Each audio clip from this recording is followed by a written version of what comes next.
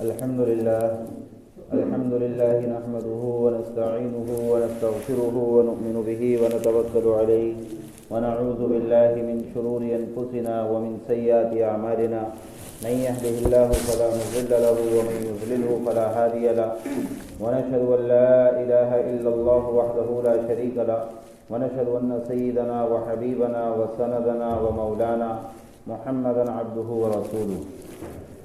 أما بعد فأعوذ بالله من الشيطان الرجيم. بسم الله الرحمن الرحيم.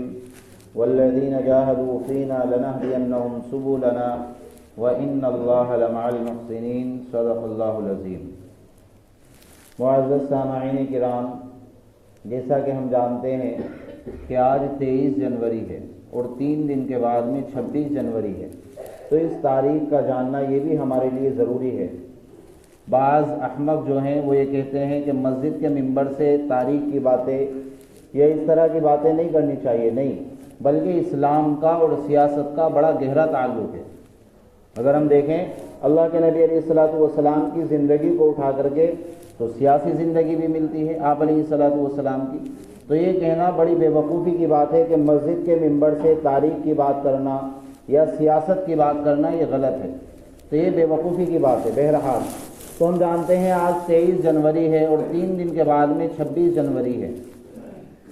تو سب سے پہلی بات یہ ہے کہ ہندوستان کے اندر انگریزوں نے اپنا قبضہ وہ کس طریقے سے کیا اور کس طریقے سے انگریز جو ہے وہ ہندوستان کے اندر داخل ہوا اور کس طریقے سے لوگوں کو مکر و فریب اس نے دیا انگریز نے. تو کلکتہ جو ساحلی سمندر پر واقع ہے اور جہاں پر ہندوستان کی عظیم بندرگاہ ہے، سب سے بڑی بندرگاہ ہے، وہاں پر برطانیہ سے انگریز اپنے پانی کے جہاز لے کر کے آتے اور ہندوستان کے باشندوں سے، ہندوستان کی عوام سے کہا جاتا کہ اس میں جو ہے وہ کپڑا ہے اور غلہ ہے اور تجارت کا سامان ہے، ہم یہ ہندوستان کے اندر سستی قیمت پر فروخت کریں گے. اب ہندوستان کی سیدھی سادھی عوام ان کے جھانسے میں آ گئی اور سب لوگ خوش ہو گئے کہ اب سستا کپڑا ملے گا، سستا غلہ ملے گا اور تجارتی سامان ملے گا.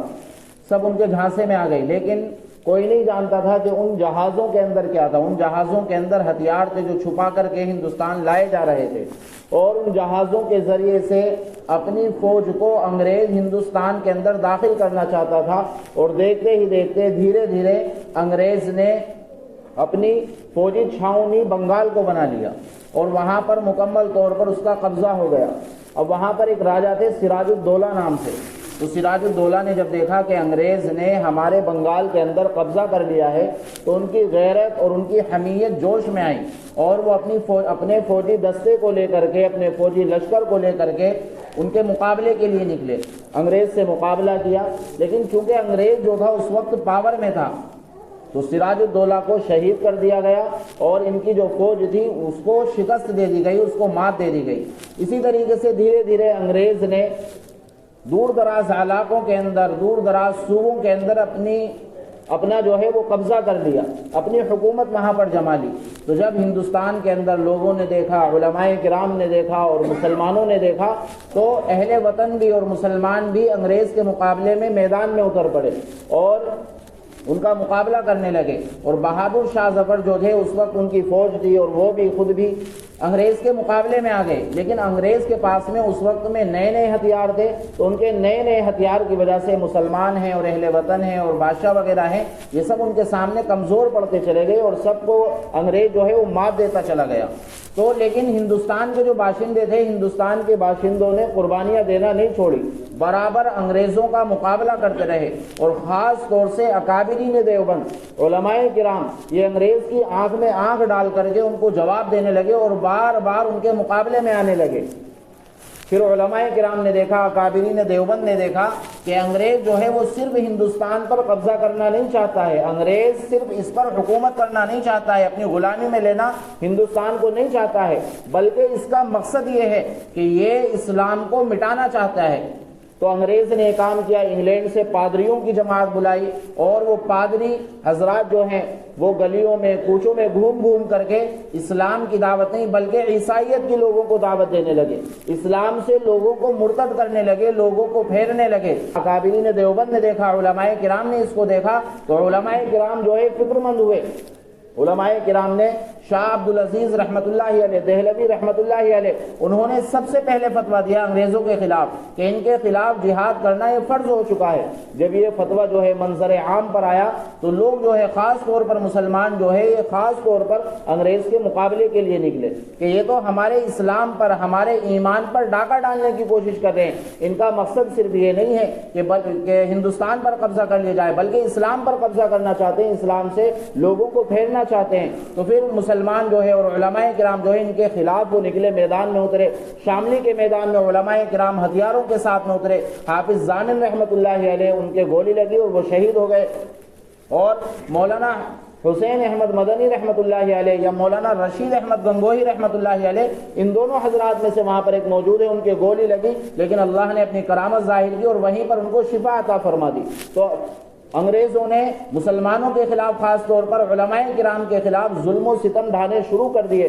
تاریخ کے اندر لکھا ہوا ہے کہ دہلی سے لے کر کے لاہور تک کوئی درخت ایسا نہیں تھا کہ جس درخت پر علماء کرام کی لاش نہ لٹکی ہوئی ہو۔ علماء کرام کی کھال کو اتار لیا جاتا، کبھی علماء کرام کو خنزیر کی، سور کی کھال کو اتار کر کے علماء کرام کو اس میں پرو دیا جاتا اور درخت سے لٹکا دیا جاتا، نیچے سے آگ لگا دی جاتی۔ تو اتنی قربانیاں علماء کرام نے اور مسلمانوں نے دی، لیکن مسلمان اور اہل وطن جو ہے انگریزوں سے نہیں ڈرے، آنکھ میں آنکھ ڈال کر کے انگریزوں کو جواب دیا۔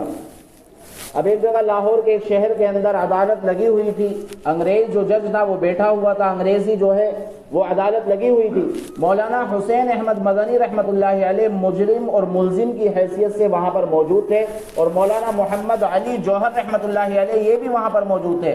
تو اس جج نے کہا کہ حسین احمد تو نے ہمارے خلاف جہاد کا فتویٰ دیا ہے۔ تو مولانا حسین احمد مدنی رحمۃ اللہ علیہ نے دو ٹوک جواب دیا کہ ہاں میں نے تمہارے خلاف فتویٰ دیا ہے، کل بھی فتویٰ دیا تھا، آج بھی فتویٰ دیتا ہوں، اور انشاءاللہ آئندہ بھی فتویٰ دیتا رہوں گا، اور اس وقت تک فتویٰ دیتا رہوں گا جب تک کہ تمہارے ناپاک قدم جو ہے اس سرزمین سے ہٹ نہ جائے، اس وقت تک میں فتویٰ دیتا رہوں گا۔ مولانا محمد علی جوہر رحمۃ اللہ علیہ اپنی کرسی سے، اپنی سیٹ سے اٹھے، مولانا حسین احمد مدنی رحمۃ اللہ علیہ کے پاس گئے اور جا کر کے کہنے لگے کہ مولانا آج جج جو ہے وہ اچھے موڈ میں نہیں لگتا ہے، کہیں آپ کے خلاف پھانسی کا فندہ اور پھانسی کا آرڈر جو ہے پاس نہ کر دیا جائے، اس لیے آپ اپنے مصلحتاً ارادے کو بدل لیجئے، اپنے الفاظ کو بدل لیجئے، آپ کہہ دیجئے کہ میں فتوے کو جو ہے انکار کرتا ہوں، میں فتویٰ واپس لیتا ہوں، آپ مصلحتاً اس کو کہہ دیجئے، کہیں ایسا نہ ہو کہ آپ کو پھانسی کے پھندے پر اور سولی پر لٹکا دیا جائے۔ لیکن مولانا حسین احمد مدنی رحمۃ اللہ علیہ نے کہا کہ میں اپنے قدم اس فتوے سے پیچھے نہیں ہٹاؤں گا، اگر آج میں نے اپنے قدم اس فتوے سے پیچھے ہٹا لیے تو جو آنے والی نسل ہوگی وہ اپنے ایمان سے ہاتھ دھو بیٹھے گی، اس لیے میں اپنے قدم فتوے سے پیچھے نہیں ہٹاؤں گا، چاہے یہ میرے حق میں پھانسی کا آرڈر پاس کرے یا میرے خلاف کچھ بھی کرے۔ لیکن اللہ رب العزت کی مدد شامل حال ہوئی، صرف گرفتاری کے وارنٹ جاری ہوئے۔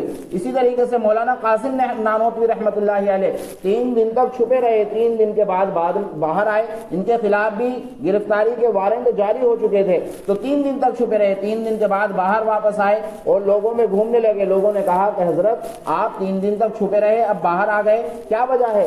تو حضرت مولانا قاسم نانوتوی رحمۃ اللہ علیہ نے کہا کہ میں 3 دن تک اس لیے چھپا رہا، اللہ کے نبی علیہ الصلوۃ والسلام 3 دن غار سور کے اندر چھپے رہے، تو میں اس سنت کو زندہ کرنا چاہتا تھا، ورنہ میں انگریز سے نہیں ڈرتا ہوں۔ تو اس طریقے سے مسلمانوں نے اور اہل وطن نے بہت زیادہ اس ملک کے لیے قربانیاں دی ہیں۔